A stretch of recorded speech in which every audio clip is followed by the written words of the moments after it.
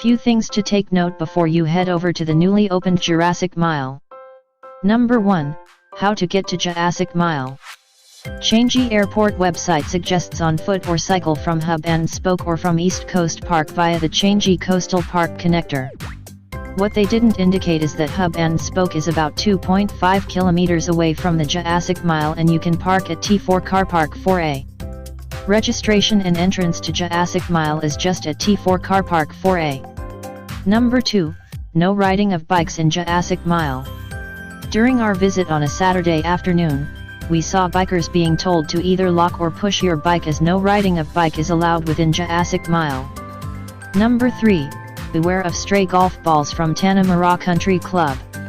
On October 22, 2020, a stray golf ball from Tanamura Country Club hit onto the head of a domestic helper. So till Changi Airport Group implement precautionary measures, like putting up nettings, just be careful.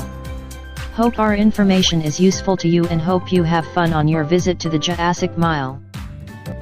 If you like our video, please remember to click on the like button and subscribe to our channel. Thank you, bye bye.